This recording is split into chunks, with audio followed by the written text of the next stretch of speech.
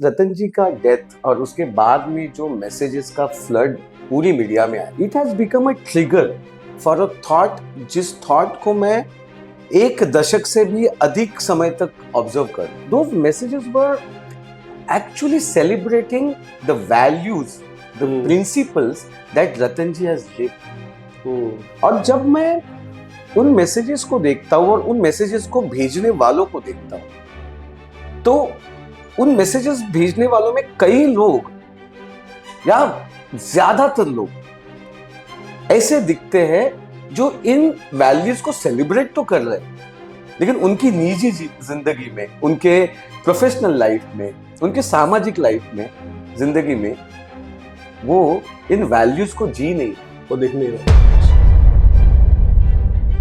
जब मैं इन वैल्यूज को सो कॉल्ड से सेलिब्रेट करने वाले लोगों को देखता हूं और उनकी जिंदगी के सिचुएशंस को देखता हूं, I have always seen that for them profit comes before purpose. छोटे बिजनेसेस हैं, छोटे एंटरप्रेन्योर्स हैं, इन सब की जिंदगी में see they all go through dilemmas, they all come across situations where they have to choose between the principle and the practical aspect of that situation. Okay?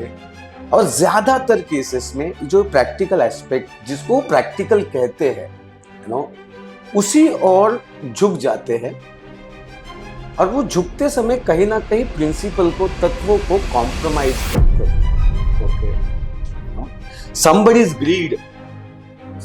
greed, जो किसी एक समय किसी ने उसको ऑब्जेक्ट नहीं किया, किसी ने सकम किया उस चीज को, उस वक्त की जरूरत, उस शॉर्ट टर्म की जरूरत को ध्यान में रखते हुए उसको इग्नोर किया, जो over the period of time इतनी बड़ी, जो अंदरूनी राक्षस है ना, वो इतना बड़ा हो गया कि एक दिन उसी राक्षस ने पूरी एंटरप्राइज को खा लिया। ऐसे कई एग्जांपल्स टाटा के केस में भी हुआ ना, जब एक व्यक्ति आया जो उस वैल्यू सिस्टम से नहीं था, उस कल्चर से नहीं था, यू नो, उस पर्पस से नहीं था।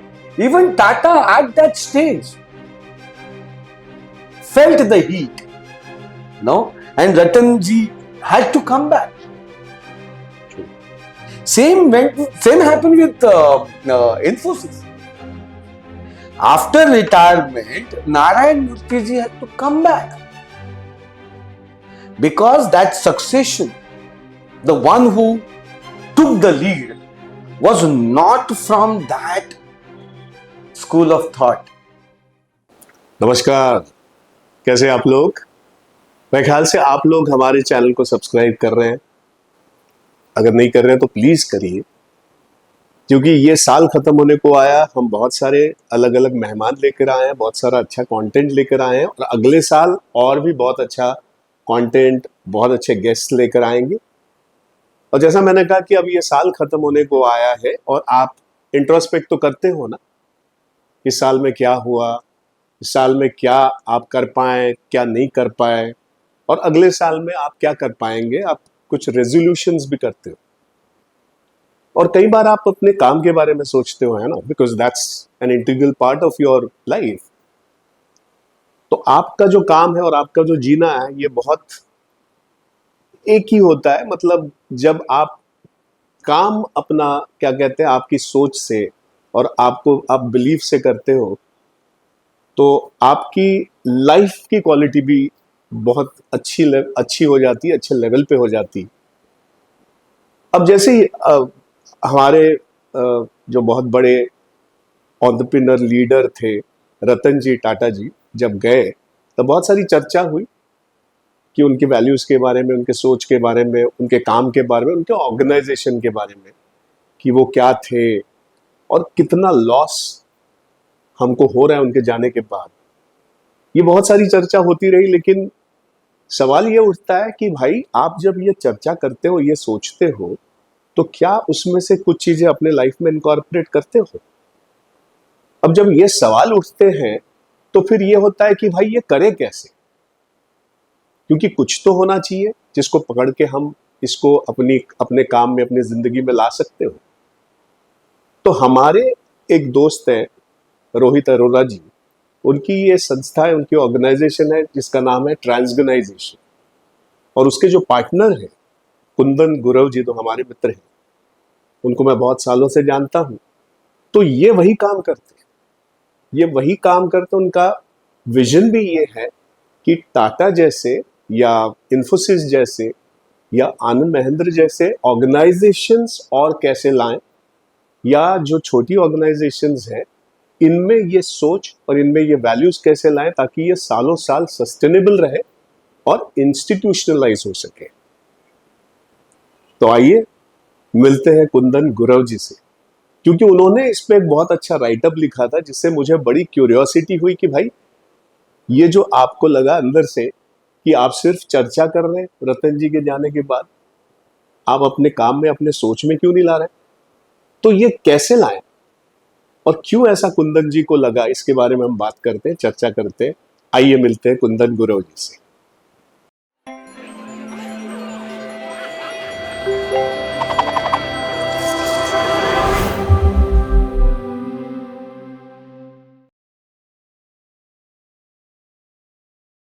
कुंदन जी, आपका बड़े आम में स्वागत है। थैंक यू मैं आपको बहुत सालों से जानता हूं, लेकिन मुझे बड़ी क्यूरियोसिटी हुई जब आपका मैंने एक वो राइटअप पढ़ा। जब रतन जी, टाटा जी जब गए, उसके बाद लोग काफी चर्चा कर रहे थे उनके काम के बारे में, उनकी सोच के बारे में, उनके कल्चर के बारे में, तो बहुत आम वो था। उसके बाद आपका मैंने राइटअप पढ़ा जिसमें आपने बड़ी झोलस के लिखा था कि लोग बोलते बहुत है और करते कुछ नहीं है, या करते बहुत कम है, so they don't walk what they talk, right.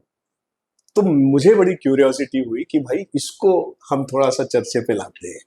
जरूर, and I am very happy that आपने उस चीज को ऑब्जर्व किया और उसके लिए डिस्कशन के लिए मुझे बुलाया। संदीप जी, ये रतन जी का डेथ और उसके बाद में जो मैसेजेस का फ्लड पूरी मीडिया में आया, नॉट ओनली सोशल मीडिया, पूरी मीडिया में जो आया, it has become a trigger for a thought, जिस थॉट को मैं एक दशक से भी अधिक समय तक ऑब्जर्व कर रहा हूँ। मैं एक दशक से अधिक समय तक एंटरप्रेन्योर्स के साथ, उद्योजकों के साथ काम कर रहा हूँ। और जब मैं उनके साथ काम कर रहा हूँ, देयर इज वन फिनोमेना जो मैं कंसिस्टेंटली ऑब्जर्व कर रहा हूँ। That phenomena is value action disconnection, value and action disconnection. Okay, आपने ऑब्जर्व किया होगा जब रतन जी की डेथ हो गई, वो न्यूज मीडिया में आई और उसके बाद मैसेजेस का जो एक फ्लड आया, and if you observe all the messages, those messages were actually celebrating the values, the principles that Ratanji has lived, you know, and then everybody was talking about, सभी उस values के, उन तत्वों के बारे में, उन principles के बारे में बात कर रहे थे जिन principles को रतन जी ने जिया। बिल्कुल। और जब मैं उन मैसेजेस को देखता हूं और उन मैसेजेस को भेजने वालों को देखता हूं, तो उन मैसेजेस भेजने वालों में कई लोग या ज्यादातर लोग ऐसे दिखते हैं जो इन वैल्यूज को सेलिब्रेट तो कर रहे हैं, लेकिन उनकी निजी जिंदगी में, उनके प्रोफेशनल लाइफ में, उनके सामाजिक लाइफ में, जिंदगी में वो इन वैल्यूज को जी नहीं रहे, वो दिख नहीं रहा। प्रॉब्लम ये नहीं है कि वो कह कुछ रहे हैं, सेलिब्रेट कुछ कर रहे हैं और वो कर नहीं रहे हैं, ये प्रॉब्लम नहीं है। प्रॉब्लम ये है कि उनको इस चीज का अवेयरनेस भी नहीं है, मतलब ये इंटेंशंस भी नहीं है बट वही है, हाँ, मतलब ये एहसास भी नहीं है कि भाई हम बोल तो इतना रहे लेकिन कम कुछ कर कुछ नहीं रहे। इस बात का अवेयरनेस तक नहीं है कि मैं जिन वैल्यूज को सेलिब्रेट पब्लिकली करता हूं, जिन प्रिंसिपल्स के बारे में मैं जब दूसरों के साथ हूं तो बढ़ चढ़ के बातें करता हूं, क्या उन वैल्यूज को, उन प्रिंसिपल्स को जब मेरी जिंदगी के सिचुएशंस आते हैं, जब मेरे प्रोफेशनल सिचुएशंस आते हैं, क्या मैं उन प्रिंसिपल्स को जी रहा हूं? Ratan ji was not celebrated for the success that he has achieved और not for the wealth that he has created. If you look at all the messages, you will find very few messages are talking about what worldly achievements that Ratan ji had.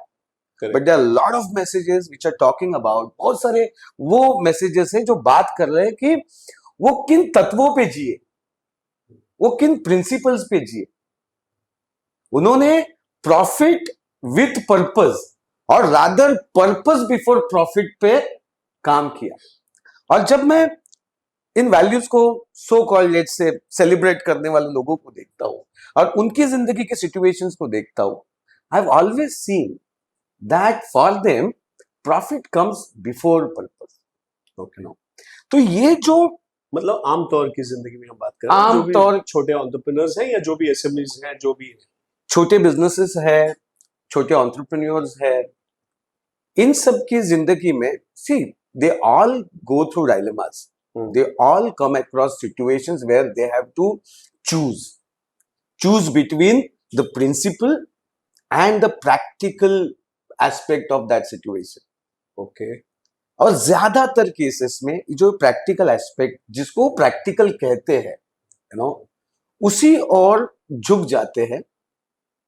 और वो झुकते समय कहीं ना कहीं principal को, तत्वों को कॉम्प्रोमाइज करते हैं. ओके. तो ये जो डिसकनेक्शन है कि मैं वैल्यूज के बारे में बड़ी बातें करता हूं, मैं प्रिंसिपल्स के बारे में बड़ी बातें करता हूं, मैं जीने के एक अच्छे तरीके के बारे में बातें करता हूं, लेकिन जब वो मुझ पे आता है, जब मेरे करने की बात आती है, तो मैं उससे विपरीत बिहेव करता हूं. कहीं ना कहीं ये जो स्मॉल एंटरप्राइजेस है, ये छोटे बिजनेसेस है, कोशिशें तो सभी कर रहे हैं कि मैं बड़ा बनूं, मैं लंबे समय तक बिजनेस में रहूं, मैं बिजनेस में यश प्राप्त करूं, सक्सेस प्राप्त करूं, टॉप पे चला जाऊं. लेकिन इतने सारे स्ट्रगल के बाद भी वो होते हुए नहीं दिखता. तो अब एक सवाल ना, एक क्यूरियोसिटी मुझे ये है कि ये जो वैल्यूज है ना, ये इसकी जागृति कब होती है? क्योंकि कई लोग बिजनेस शुरू करते हैं कि यार मुझे ये करना है, मुझे पैसे कमाना है, मुझे फैमिली को सपोर्ट कर, जो भी है, मुझे एक खड़ा रहना है, जो भी है. तो उस समय शायद वैल्यूज, इसका अवेयरनेस भी नहीं होगा, क्योंकि बिजनेस तो बहुत सारे लोग करते हैं. तो ये जागृति कब होनी चाहिए, या उसको किस लेवल तक ले जाने से पहले इसको हो तो बेटर है?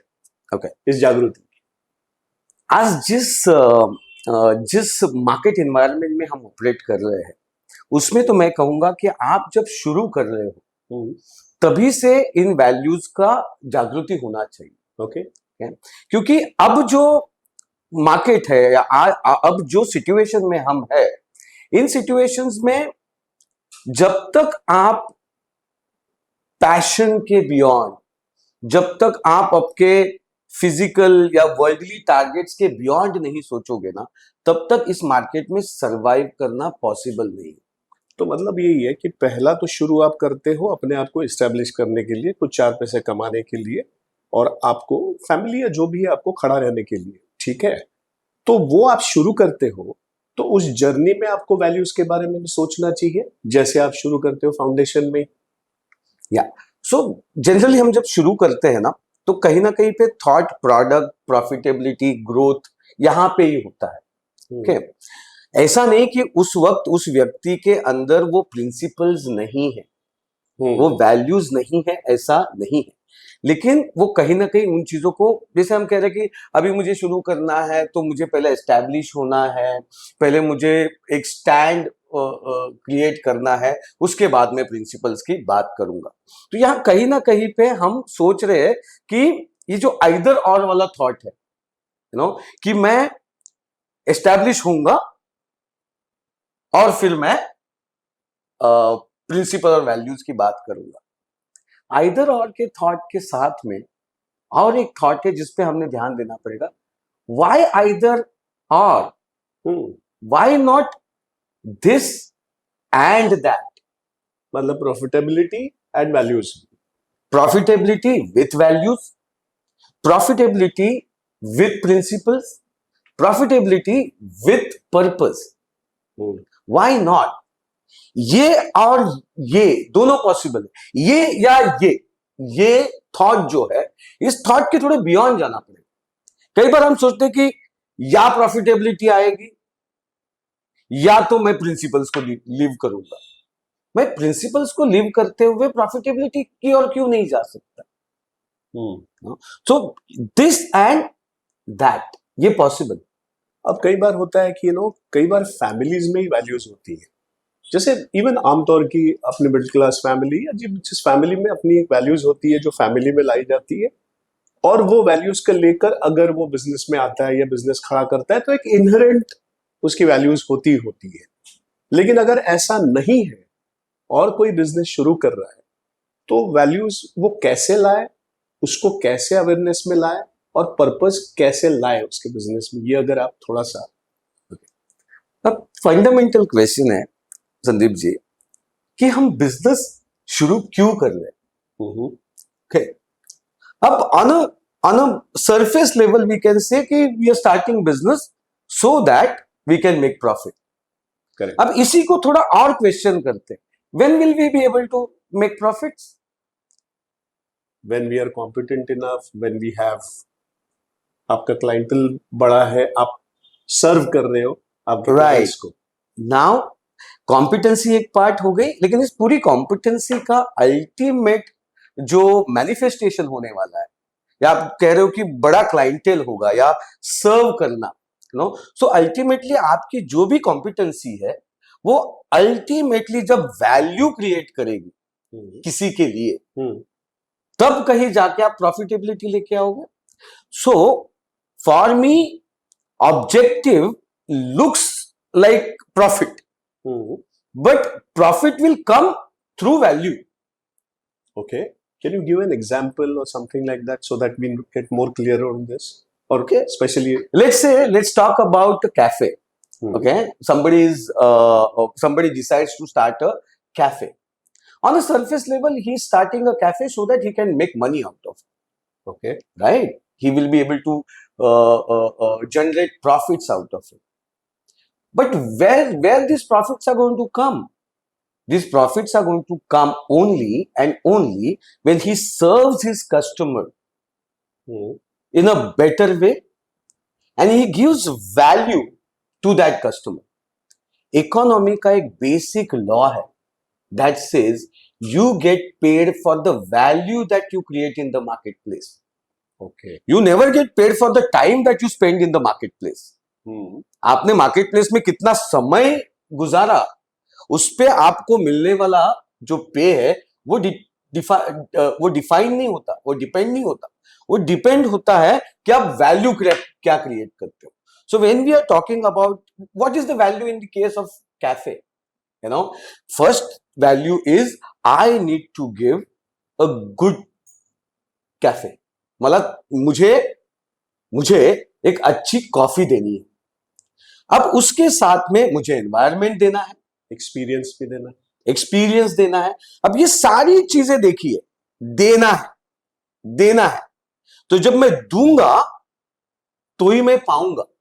मेरी जर्नी की शुरुआत ऑन सरफेस लेवल पाने से हो रही है कि मैं कैफे शुरू कर रहा हूं, मैं होटल शुरू कर रहा हूं, मैं कोई मैन्युफैक्चरिंग यूनिट शुरू कर रहा हूं, इट लुक्स लाइक मैं पाने के लिए कर रहा हूं, लेकिन ये पाना पॉसिबल ही नहीं है जब तक मैं देता नहीं, है ना। आप नेचर को भी देखिए, मतलब एक एक्टिविटी हम कराते हैं लोगों से, हम यहां भी उस चीज को एक्सपीरियंस कर सकते हैं।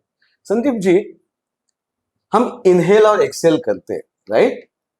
इनहेल को समझते हैं taking from the world and exhale को we can say giving to the world. मुझे बताइए, can we only take? Of course not. Inhale. How much we are going to inhale? There comes a point we will be choked if we do not give back. हम अगर देते नहीं, हम जब Excel नहीं अगर करते हैं तो हम ले नहीं सकते। बिजनेस में भी यही है। No, your receiving depends on your giving. आप दिए बिना बिजनेस में पा ही नहीं सकते। और ये जो देने का थॉट है ना, तो हम जब एंटरप्रेन्योर से बात करते हैं, तो हमारा ऑब्जेक्टिव ये रहता है कि इस बात की क्लैरिटी हो जाए माइंड में कि जब तक मैं देता नहीं, और ये देना नॉट फ्रॉम कि मुझे पाना है इसलिए देना है, मुझे देना है, मैं जब दूंगा तो जो पाना है ना वो बाय प्रोडक्ट में आ ही जाएगा, it can not be stopped. And that is where this concept of, जो मैं मेरे पार्टनर रोहित हमेशा बात करते हैं कि you are the instrument in the hands of almighty और whatever power that we can talk about, no, he is giving through you, okay, he is not giving to you, he is giving through you. एक pipeline समझ लीजिए अपने life को, उस pipeline में से वो फ्लो जा रहा है, आपने अगर आगे उस फ्लो को बंद कर दिया तो वो पूरा पाइप चोक हो जाएगा और उसमें नया फ्लो नहीं आएगा, you know. So the moment you stop giving, receiving stop हो जाता है। ये तो बहुत ही मतलब सिंपल और बहुत ही ऑर्गेनिक तरीके से आपने समझाया। अब ये सवाल उठता है, कमिंग बैक टू रतन जी, टाटा का एक कल्चर रहा है बहुत सालों से, बहुत जनरेशन के पहले से, तो ऑब्वियसली वो क्या है, उसकी लीगेसी आती है, राइट। तो then you are just align to the legacy, क्योंकि आपके वो जीन्स में है, आपके वो स्वभाव में है, आपके वो में है। लेकिन फर्स्ट जनरेशन जो एंटरप्रेन्योर है जिसकी कोई लीगेसी नहीं है, वो अपना काम अभी शुरू कर रहा है, तो उसको कैसे शुरू करे? आई थिंक ट्रांसगनाइजेशन जो आपकी संस्था है, ऑर्गेनाइजेशन, वो वही काम करती है, राइट। तो ये आप कैसे काम करते हैं, आप कैसे लाते हैं? सो ये फर्स्ट जनरेशन एंटरप्रेन्योर के लिए ना ये बहुत बड़ी जिम्मेदारी बन जाती है और अपॉर्चुनिटी भी बन जाती है। When he is talking about legacy, okay, Ratan ji को लीगेसी मिली, लेकिन वो लीगेसी किसी ने तो शुरू की थी, सही है।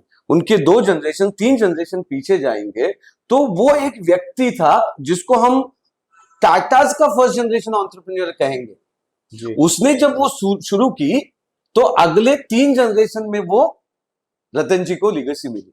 Of course. If you are first generation, then it becomes your responsibility that you do certain things जो आगे जाके लीगेसी बनेगी।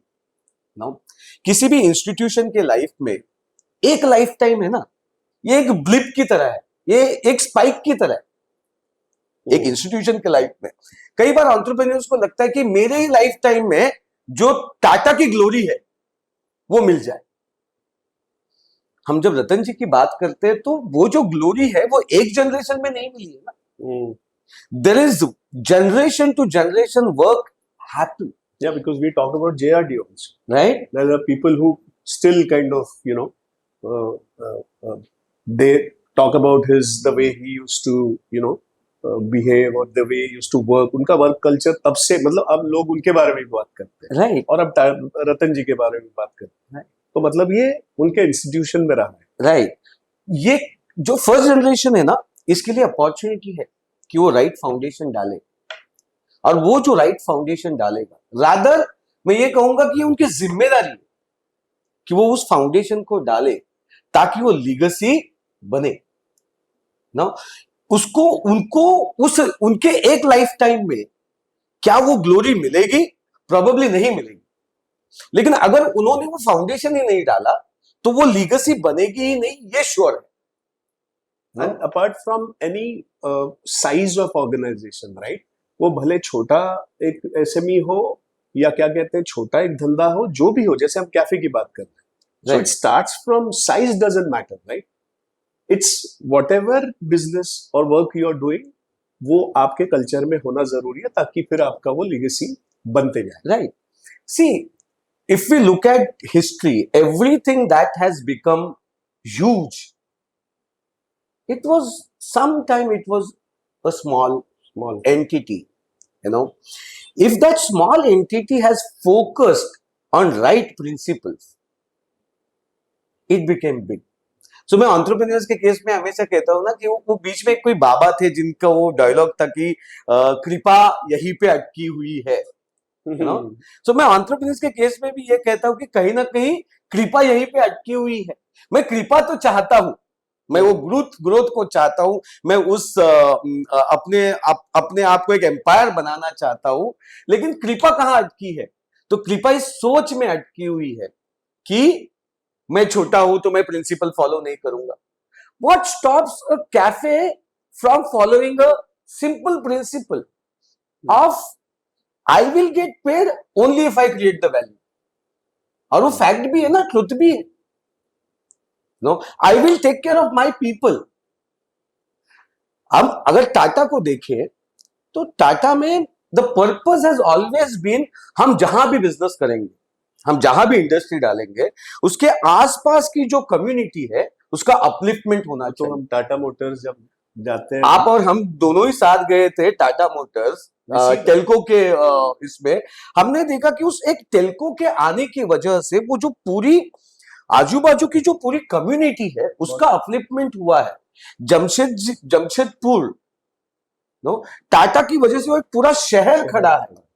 नो, मैं शायद छोटा कैफे चला रहा हूं, मैं एक पूरा शहर नहीं खड़ा कर रहा हूं इस वक्त, लेकिन मेरे साथ जो 2 4 5 लोग जुड़े हुए हैं और जो मेरे कस्टमर्स हैं जो मेरे पास आ रहे हैं, मैं एटलीस्ट वहां अपलिफ्टमेंट कर सकता हूं, वहां वैल्यू क्रिएट कर सकता हूं। तो मेरे छोटे होने से या मेरे बहुत बड़े होने से मेरा वैल्यू क्रिएशन नहीं रुकता है। हाँ, मेरा वॉल्यूम ऑफ वैल्यू क्रिएशन, मैं जब टाटा हूं तो मेरा इंपैक्ट वर्ल्ड वाइड जाता है।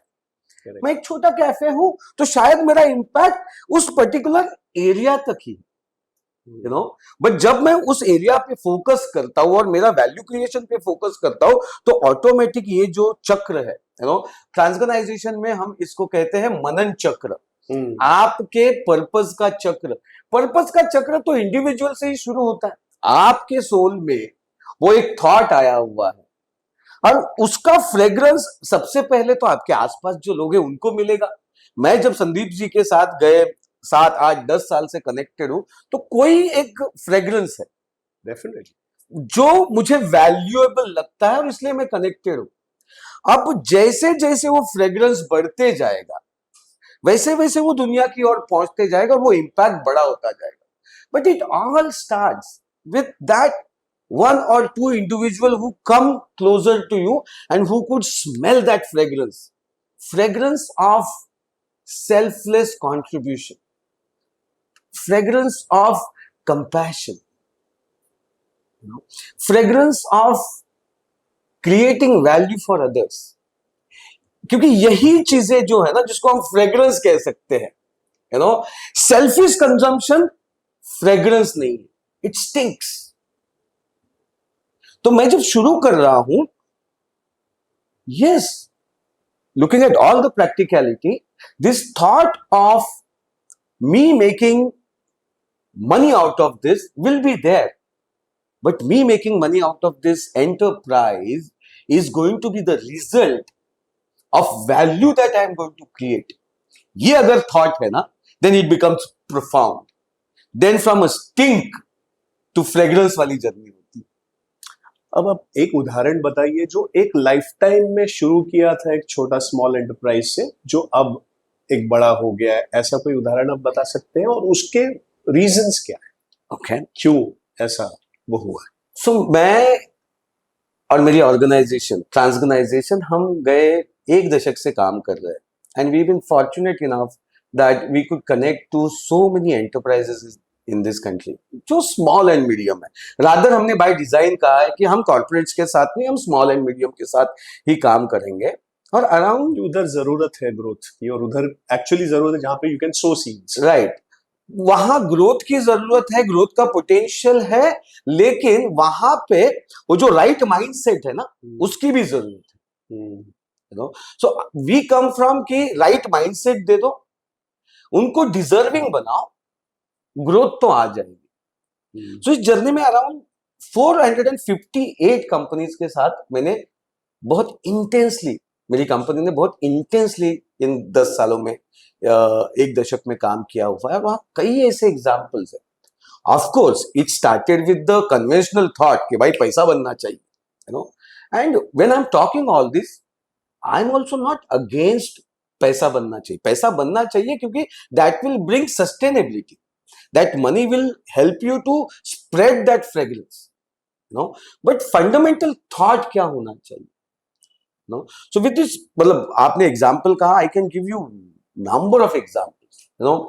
There is a company which is into trading, a family run business of two brothers who have come to India post partition. Okay. आपको पता है पोस्ट पार्टीशन जो लोग यहाँ आए उनकी स्टेट ऑफ अफेयर्स क्या था, absolutely. You know, and they got into a trading business. And जब उन्होंने ट्रेडिंग बिजनेस में आए, तब सक्सेस जब चखना शुरू किया, तो एक चीज उनके दिमाग में बहुत क्लियर थी कि मैं जब आया था ना, I had nothing, and this country and the people of this country, और द मे बी उस टाइम की कंट्री का नहीं सोचा होगा, लेकिन वो जिस किसी कैंप में रहते थे, उसके आसपास के लोगों ने जो सपोर्ट किया है, उस सपोर्ट के लिए मेरे दिल में, मेरी ऑर्गेनाइजेशन में हमेशा एक ग्रैटिट्यूड रहेगा. ये वो ऑर्गेनाइजेशन है, आज भी उस ऑर्गेनाइजेशन का जो बेसिक फिलॉसफी है, कोर फिलॉसफी है, that is of I am grateful to that each individual who has bought that one or two items in the beginning, you know.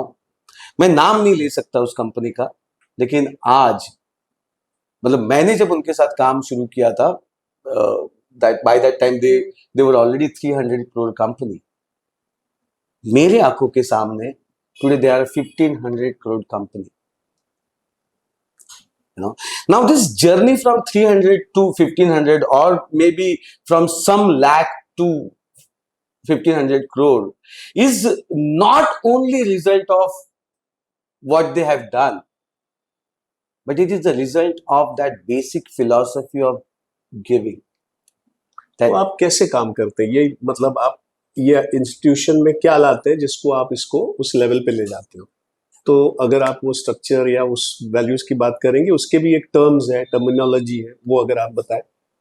सबसे पहली चीज है ना, जब ट्रांसफॉर्मेशन कहीं पे भी काम करता है तो एक प्रिंसिपल बहुत क्लियर है. वो प्रिंसिपल है, growth is a by product of sustainability, and one can only sustain what he और शी डिजर्व्स. अब वो पैसा है, औहदा है, रिलेशनशिप है, आप वही चीजों को सस्टेन कर पाते हो जिसके आप लायक हो, है ना. सो ट्रांसफॉर्मेशन का काम जब किसी इंस्टीट्यूशन के साथ शुरू होता है, तो पहला फोकस होता है how we are going to make this organisation deserving of the aspirations that they have.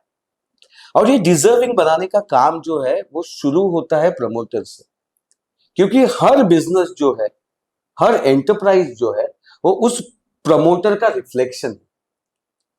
यथा राजा तथा प्रजा. सो अगर मैंने प्रमोटर के लेवल पे ट्रांसफॉर्मेशन लाया, तो वही ट्रांसफॉर्मेशन उसके ऑर्गेनाइजेशन के अंदर रिफ्लेक्ट होने वाला है.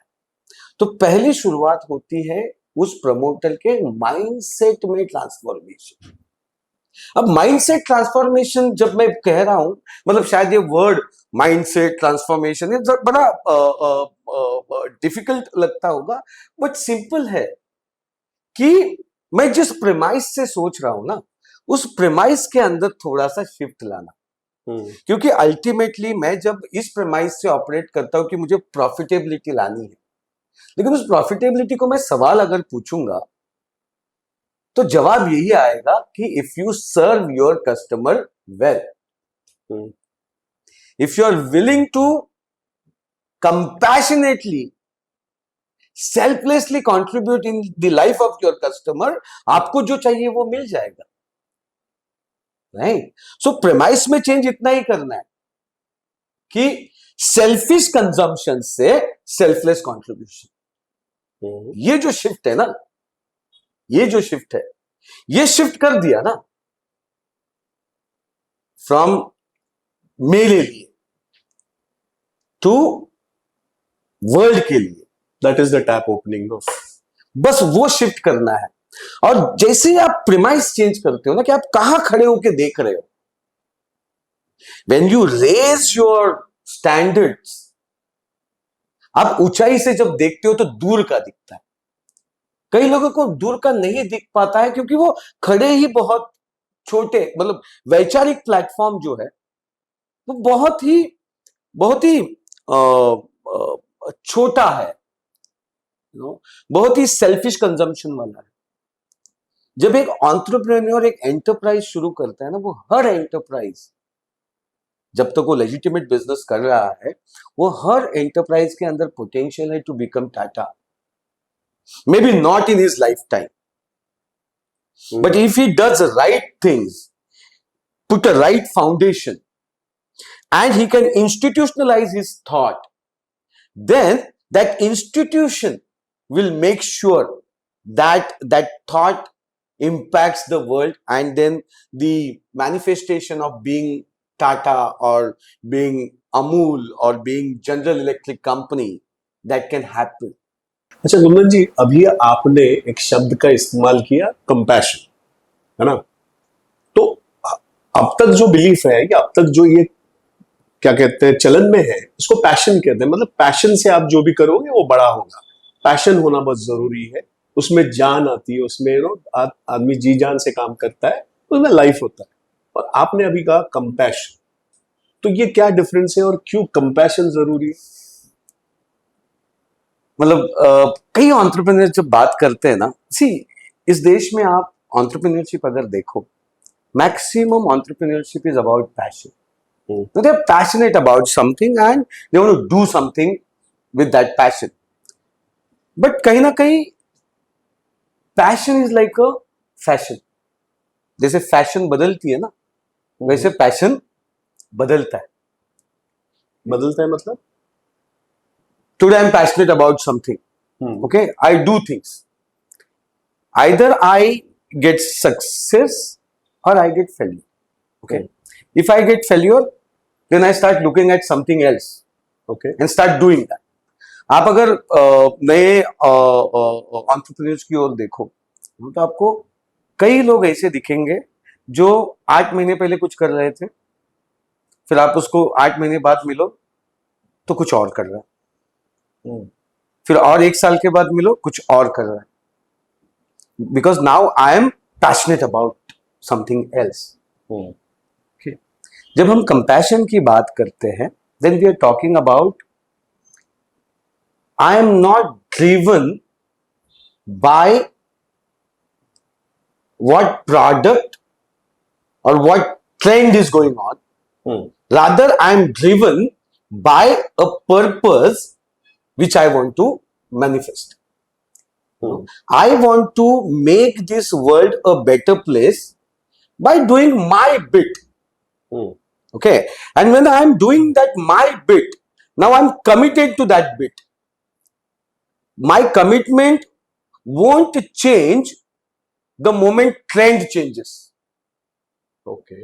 Now this is about if he gets failure. If he gets success, then he has resources. Now once he has resources, then he thinks कि मैं ये कर रहा हूं। आजकल ये बातें बड़ी आपने सुनी होगी कि अब मेरा ये बिजनेस तो अभी ऑटो पायलट पे हो गया, let me do something else. Right? अब ये किसने सर्टिफिकेशन दिया कि ये ऑटो पायलट पे है और ये ऑटो पायलट पे चलेगा, पता नहीं, पर ही डिसाइड, पैशन है ना। तो अब मैंने इसको ऑटो पायलट पे डाला, अब मुझे किसी और चीज जो ट्रेंडिंग है उसका पैशन हो जाता है, मैं वो करता हूं। और फिर मेरा कोई भी, I have many limbs but एक भी स्ट्रॉन्ग आर्म नहीं, है नो। और फिर बहुत सारे लिम्ब्स होने की वजह से एक सिंपल चीज है, मैं एक छोटे बिजनेस में हूं, मैं कहता हूं कि वो ऑटो पायलट में हो, उस बंदे को आप सवाल पूछो कि ये जो भी आप काम कर रहे हो इसका जो टोटल मार्केट साइज है, उस मार्केट साइज का आपके पास मार्केट शेयर कितना है? और अगर उसको अगर एक पाई बना के आप उस पर मार्क करने बोलो ना, तो एक डॉट भी नहीं मार पाएगा।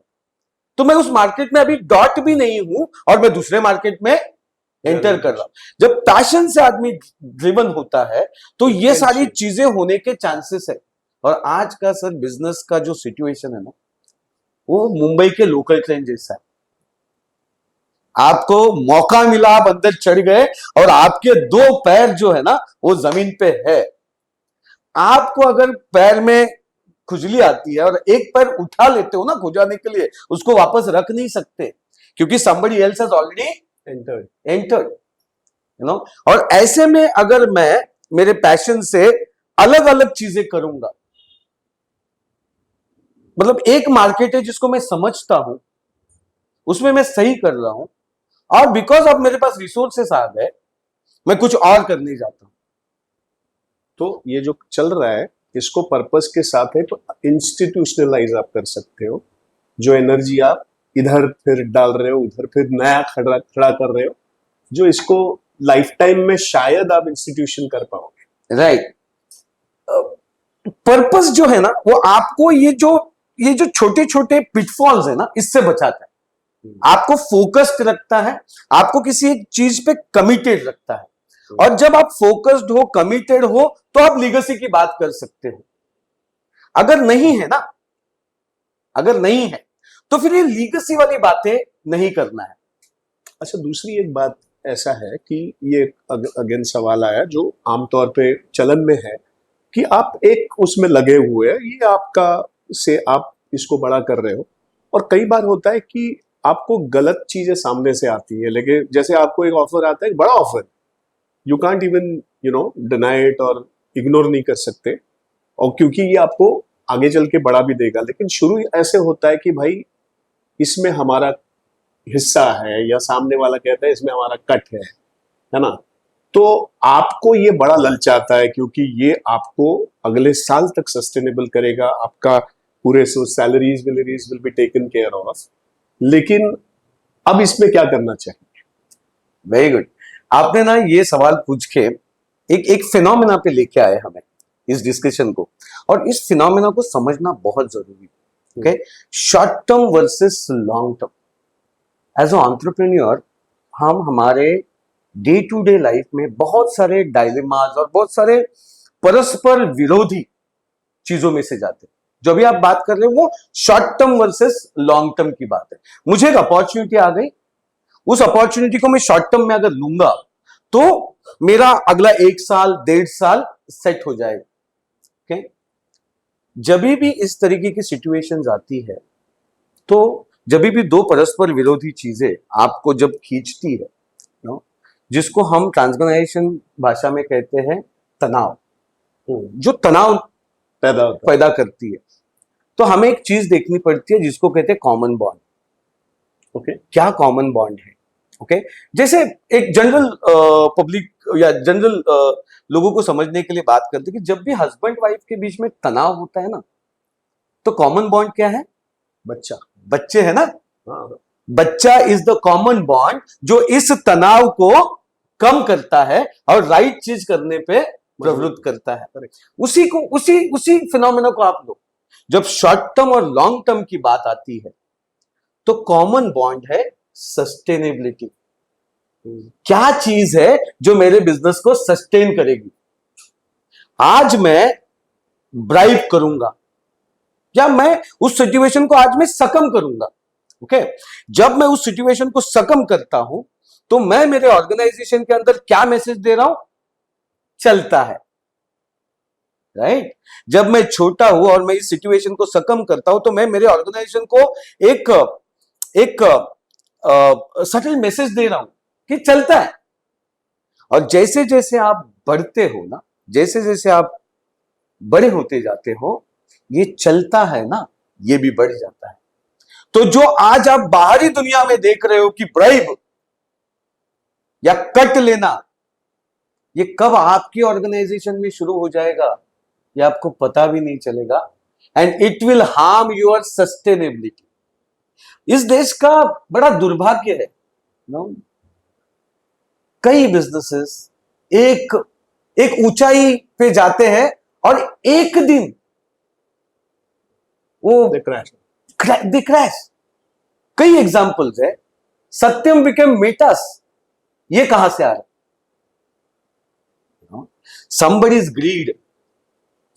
greed, जो किसी एक समय किसी ने उसको ऑब्जेक्ट नहीं किया, किसी ने सकम किया उस चीज को, उस वक्त की जरूरत, उस शॉर्ट टर्म की जरूरत को ध्यान में रखते हुए उसको इग्नोर किया, जो over the period of time इतनी बड़ी, जो अंदरूनी राक्षस है ना, वो इतना बड़ा हो गया कि एक दिन उसी राक्षस ने पूरी एंटरप्राइज को खा लिया। ऐसे कई एग्जांपल्स। सो हम जब बिजनेस करते हैं तो हम जिनके साथ डील कर रहे हैं, और हम जो है इंसान है, तो जो हम षड्रिपु कहते हैं ना, काम, क्रोध, मद, मत्सर, मोह एंड लोभ, ये चीजें तो हमारे आसपास होंगी। अगर मैं शॉर्ट टर्म थॉट से हूं तो मैं इनको सकम कर जाऊंगा, और जब मैं लॉन्ग टर्म कहता हूं तो मेरा फोकस है कि मुझे लॉन्ग टर्म तक सस्टेन करना है। तो जब जब ये परस्पर विरोधी चीजें आएंगी, short term versus long term, तो मुझे कॉमन बॉन्ड ढूंढना है। What is the common bond? Short term and long term का कॉमन बॉन्ड है सस्टेनेबिलिटी। सवाल पूछो, ये प्रैक्टिसेस मैं आज करना शुरू करता हूं, will it help me to sustain my business in long term? तो इसका मतलब है आप फिर एक आध दो क्लाइंट पे ना रहो, आप आपका क्लाइंटल बढ़ाओ, राइट, ताकि उसमें से जो पॉजिटिव लोग हैं उनके साथ आप काम ज्यादा करो, इनको आप इग्नोर ही करो। राइट। इसको हम मैनेजमेंट लैंग्वेज में या सेल्स के लैंग्वेज में कहते हैं pipeline syndrome. Okay, pipeline syndrome मतलब कि मेरे पाइपलाइन में पड़े ही 2 कस्टमर हैं और मेरे पास 2 ही है ना, तो अब मैं जब उनके साथ डील करूंगा तो मेरा हाथ ऐसा रहेगा और मैं वो सारी चीजें एग्री कर जाऊंगा जो मुझे पता है प्रिंसिपली राइट नहीं है। और जैसे जैसे मैं एग्री करते जाता हूं वैसे वैसे twisting will start, you know. और जब ये ट्विस्टिंग बढ़ेगी ना, एक समय के बाद आपको पता है कि you been twisted, you been taken for ride, but you are still doing it because you don't have lot of prospects in your pipeline. When I say I would not want to deal in this situation, then आपके area of control में क्या है? आप prospects की संख्या बढ़ाओ so that you can take a call। और एक सिंपल बात है, जब एंटरप्रेन्योरशिप की बात करते हैं तो फ्रीडम की बात करते हैं ना। I become entrepreneur because I want to have a freedom you don't want to work under whom I should be working and whom I should not be working with, right? Now ये principal से शुरू करते हैं and then ये situation जो आप मुझे बता रहे हो, आप कर क्या रहे हो? आप उस फ्रीडम को छोड़ रहे हो ना। फिर वो जो बेसिक प्रीमाइस जिसके ऊपर आपने शुरू किया था वो खत्म हो गया। Then now you are employed by these big players and you're working for them. And then you're working for them, and then they are taking you for a ride, and then they are twisting you. In last 10 years, we have seen so many enterprises dependent on 1 or 2. 80% business comes from one client, you know, and for some time he is proud of that. The entrepreneur proud of that. मेरा इतना धंधा इससे आता है। आप situation देखो, जिस client से उसको 80% धंधा आ रहा है ना, उसका फोन आ जाए, ये बंदा जगह पे खड़ा हो जाएगा, yes sir, because he knows कि ये भाई साहब गए ना तो मैं खत्म। And we have helped so many enterprises where we help them, ये ओवरनाइट नहीं होता है, we help them to transit that your dependency on one individual or one enterprise will not give you sustainability. Now you start working, we were working with a packaging company. They used to print and manufacture best in class labels.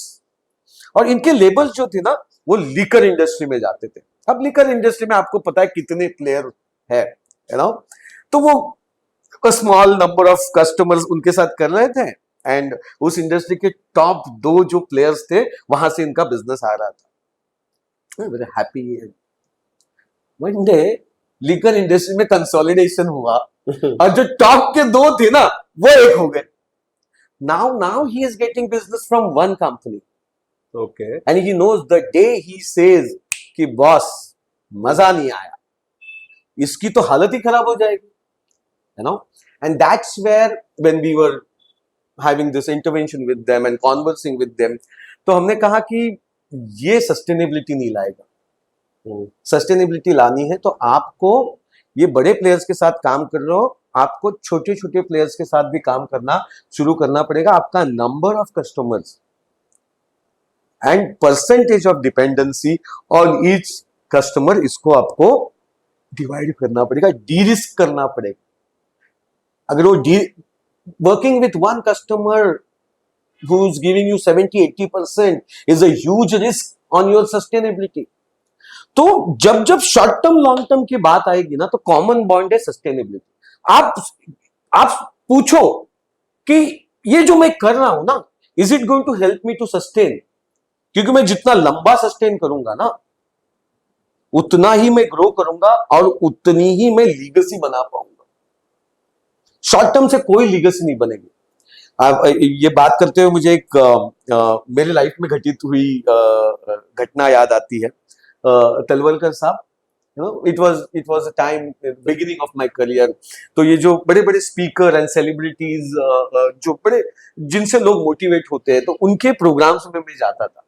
और एक seminar में मुझे opportunity दी गई थी कि आप you will usher mister Talwalkar.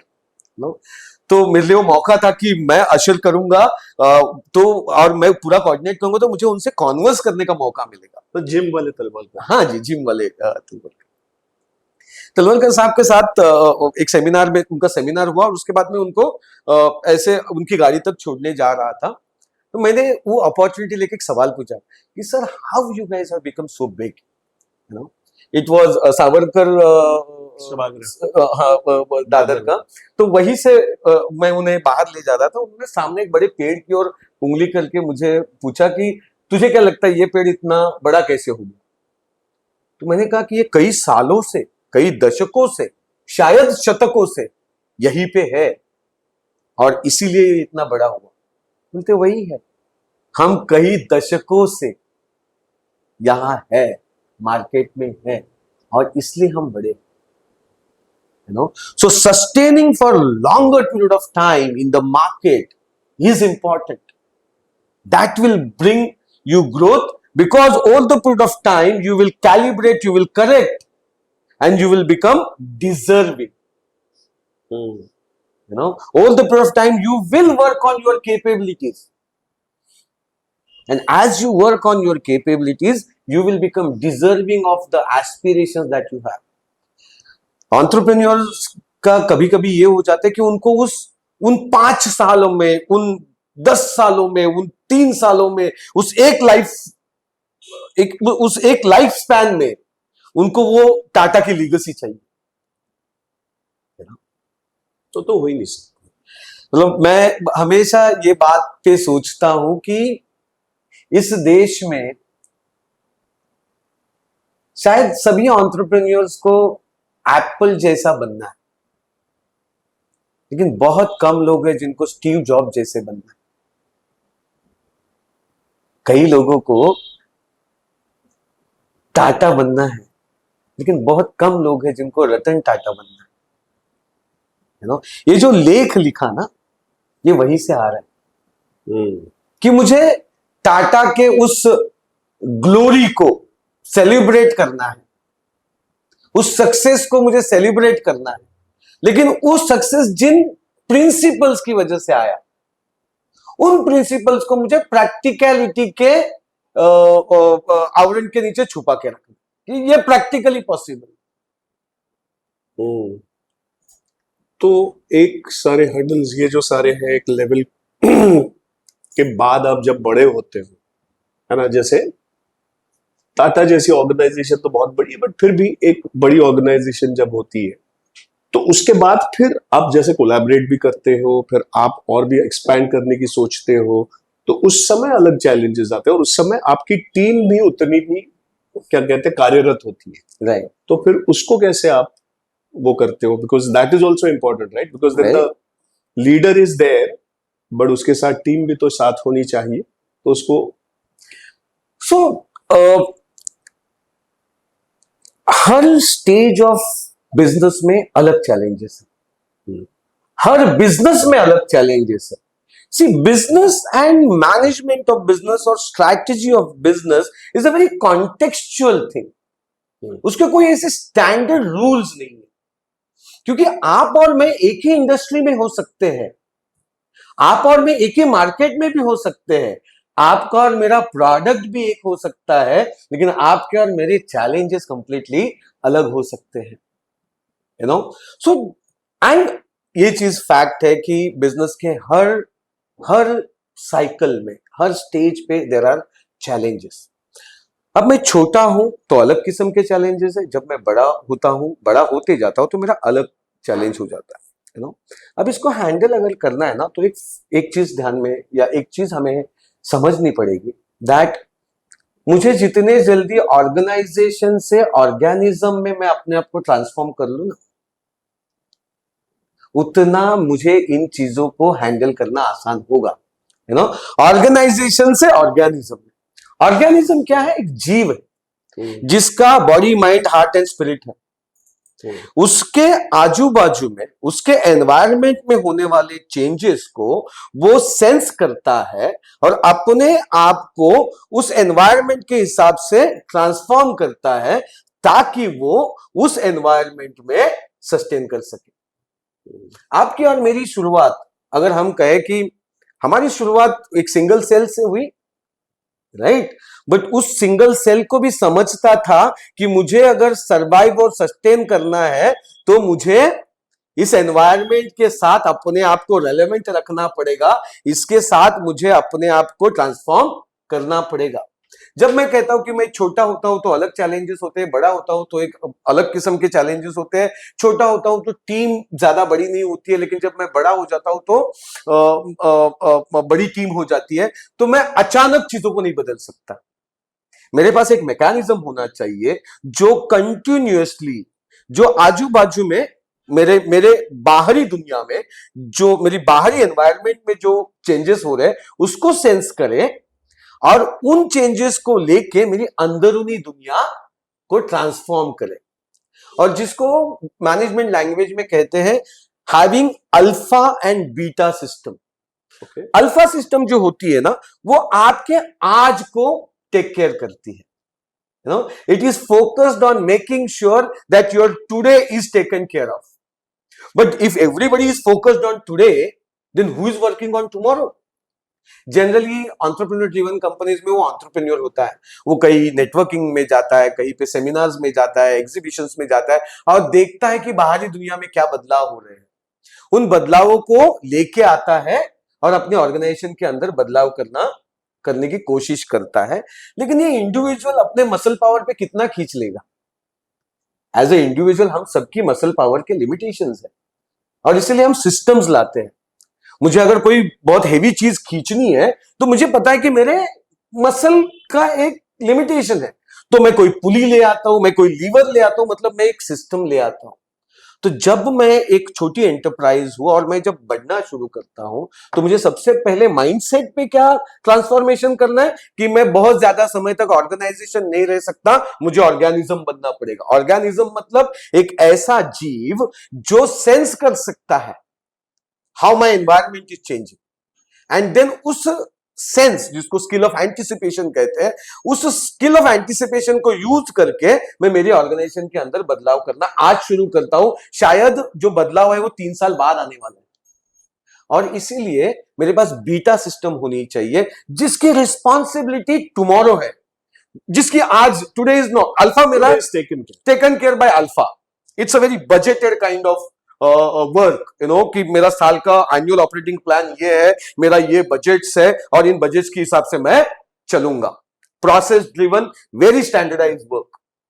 लेकिन ये स्टैंडर्डाइज वर्क लंबे समय तक चलता रहे, इसलिए एक बीटा सिस्टम होनी चाहिए जो मार्केट पे फोकस्ड होगी, जो बाहरी दुनिया पे फोकस्ड होगी, सेंस करेगी कि क्या बदलाव हो रहा है, और वो जो बदलाव है उसको लेके आएगी और मेरे अल्फा के अंदर करेक्शंस करेगी।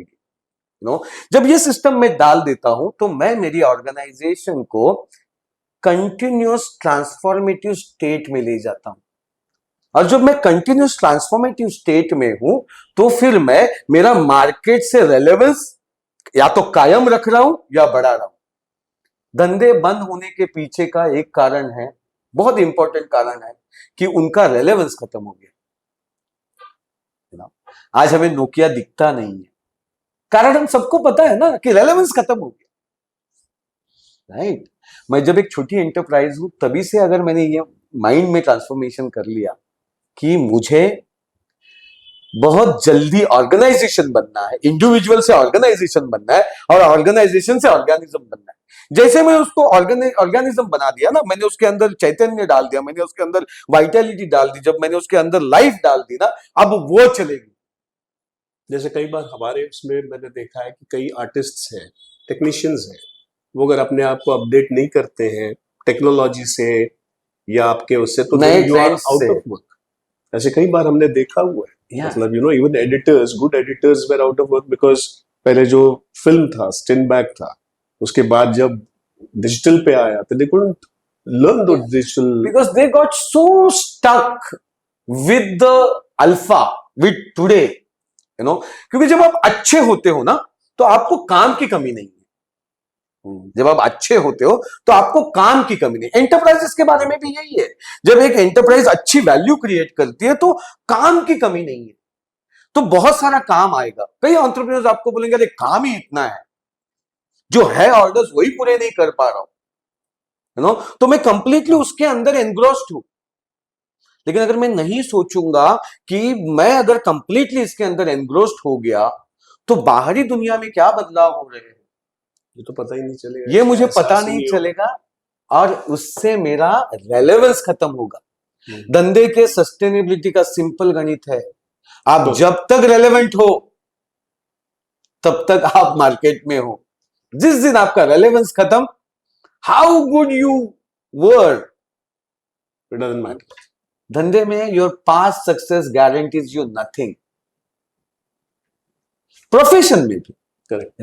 Your past success guarantees you nothing. मैंने पास्ट में बड़ा तुर्रम खान था, इसलिए कहते हैं कि पास्ट ग्लोरी में रहना बड़ा डेंजरस है। हम उसको कहते हैं your past success guarantees you nothing,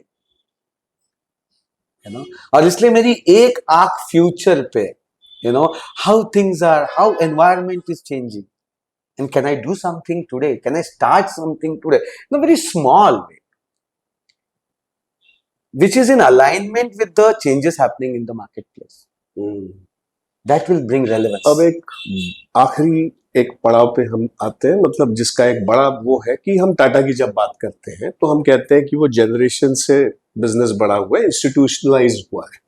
तो इंस्टीट्यूशनलाइज होने के लिए जब सक्सेसर आता है तो फिर सक्सेसर को भी आपको इस लेवल उसमें लाना पड़ता है ना, ट्रांसफॉर्मेटिव लेवल। राइट। तो उसको कैसे, या वो क्या एक वो होता है, अगर आप थोड़ा सा उस पर बताएं, क्योंकि then we are talking about institutionalizing a business. Right. अब जब सक्सेसर आता है ना, जब सक्सेसर आने का वक्त आता है, तब अगर आप कुछ करने जाओगे ना, वो होगा नहीं। इट हैज टू स्टार्ट, बहुत पहले से शुरू होना पड़ेगा। मेरा जो माइंडसेट है ना, वो ये होना चाहिए कि someday there will be a successor, maybe from my family, maybe from my blood relationship, or maybe outside professional. Someday he is going to come. And when he is going to come, I need to create a conducive culture from the beginning itself.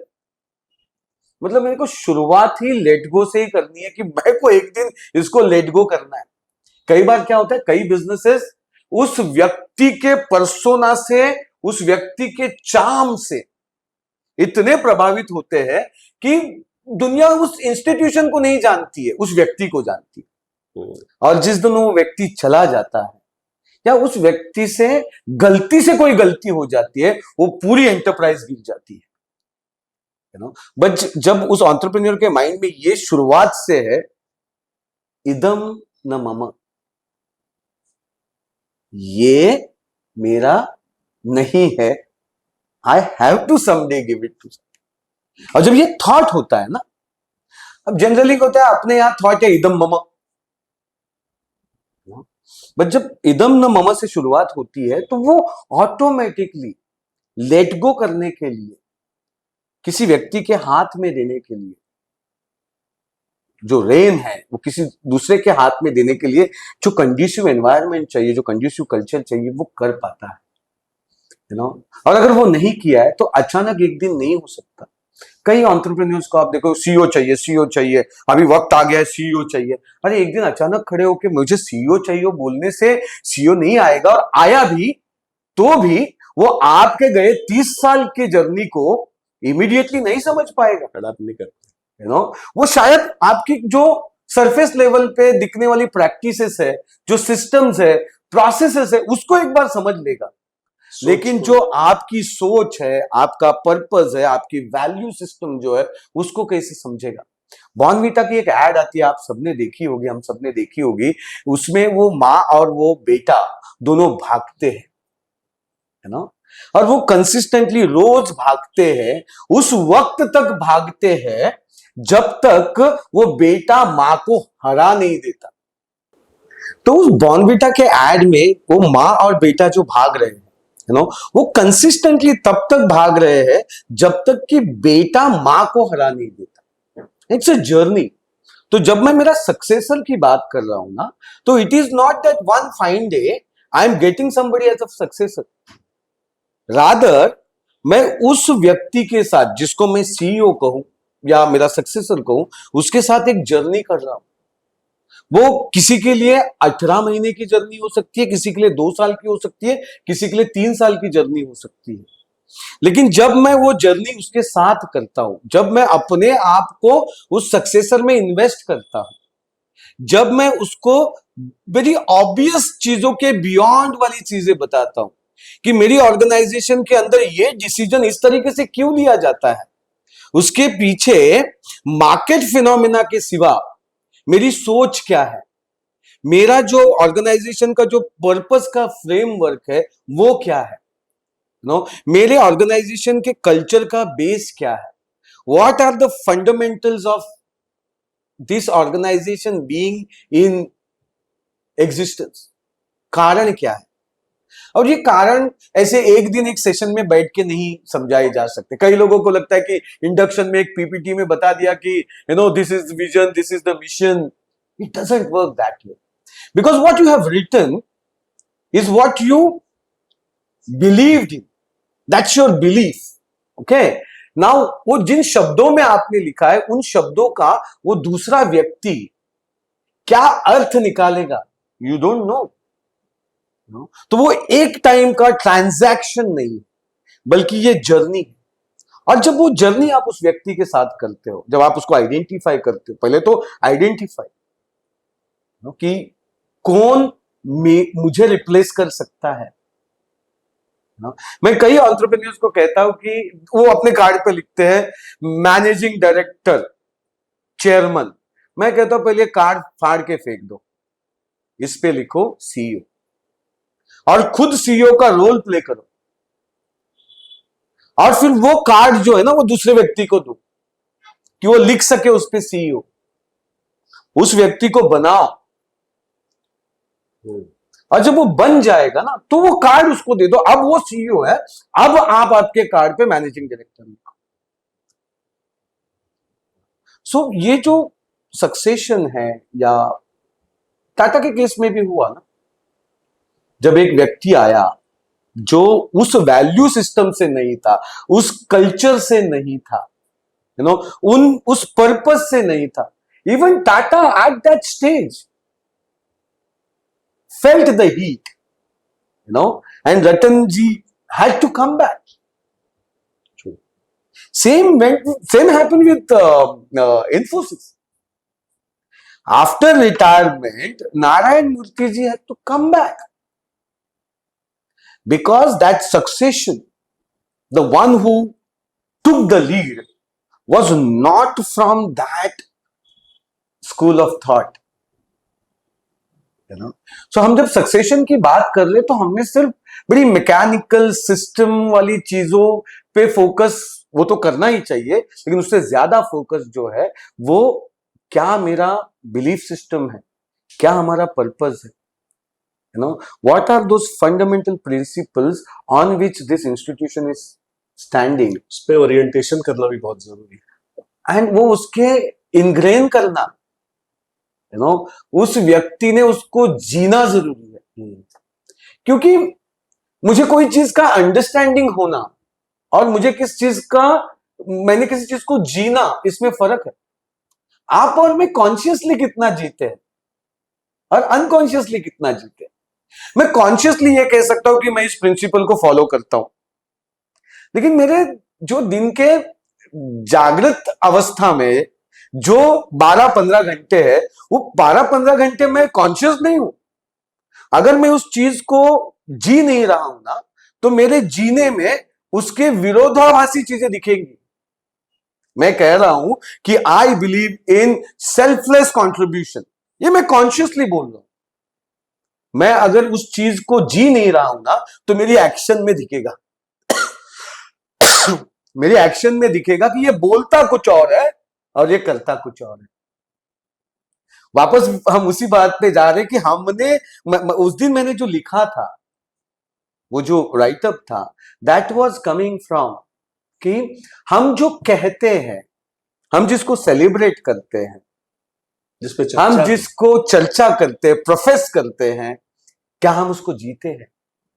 क्योंकि अगर जिएंगे ना, तो वो authenticity दिखेगी। क्योंकि एक चीज क्लियर है, पीपल कैन सी थ्रू, लोग आर पार देख सकते हैं। आपने कौन सा मास्क लगा रखा है, लोग देखते हैं। और जैसे उनको वो मास्क दिखता है ना, तो सबसे पहली चीज गिरती है वो ट्रस्ट। और ट्रस्ट जब भी गिरता है तो एक लेवल से 0 पे नहीं आता है, वो हमेशा माइनस जाता है। कि आपके और मेरे बीच का ट्रस्ट अगर on the scale of 0 to 100, अगर आपके मेरे बीच का ट्रस्ट अगर 50 पे है, जिस दिन गिरेगा ना, उस दिन 0 पे नहीं आएगा, वो -50 पे जाएगा। और इसलिए वो जो ऑथेंटिसिटी चाहिए ना, उस ऑथेंटिसिटी के लिए जो मैं कहता हूं, वो जीना जरूरी है। नाइस।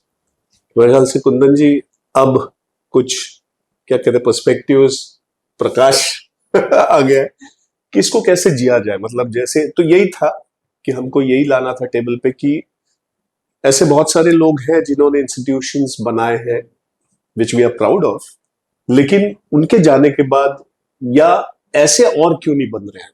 तो ये शायद हमने बहुत इस पे चर्चा की है, इस पे डिस्कस किया है, इसके पर्सपेक्टिव्स मिले। मेरे ख्याल से हमारे सुनने वालों को, ऑडियंस को, देखने वालों को ये बहुत क्या कहते हैं इससे पर्सपेक्टिव्स, उससे एंगल्स और उससे बहुत सारा वो मिलेगा। और सबसे बड़ी बात यह है कि बिगिनर्स को भी, या सोचो भी आप अगर कोई बिजनेस शुरू करना है, कोई प्रोफेशन शुरू करना है, तो किस राह पे आपको चलना है। राइट। तो thank you so much. Thank you so much for inviting. Really thank you. तो हमने कोशिश की है हमारी बातचीत थ्रू कि ये सारे जो वैल्यूज हैं, या हमारी सोच है, या हमारे कॉम्पिटिटिवनेस है, या हमारे काम में और हमारे लाइफ में कैसे लाए, है ना। और हमने ये भी कोशिश की है कि आम आदमी को भी ये समझ में आए, जो बिजनेस शुरू करना चाहते हैं, जो अपना एक व्यवसाय शुरू करना चाहते हैं, है ना। क्योंकि ये पहले से ही अगर थोड़ा सा इसकी जानकारी हो या इसका एहसास हो, तो फिर इसको आगे ले जाने में बड़ा आसान होगा। या इसको एक क्या कहते हैं, उसका एक ऑर्गेनिज्म जिसके बारे में हम बात की है, वो पहले से ही आ जाए। और अगर इसके बाद अगर आपको कुछ लगता है या आपको कुछ और सवाल है, तो आप कमेंट्स में हमको पूछ सकते हैं। हम कुंदन जी से बात करके फिर उसके जवाब आपके सामने लाएंगे। तो प्लीज़ आप कमेंट में हमारे साथ बंधे रहिए, हमसे बातचीत कीजिए, ताकि आपके जो सवाल है उसका निरसन भी होगा, और इसमें और वैल्यू एडिशन क्या कर सकते हैं हम, ये भी हम कर सकते हैं। धन्यवाद।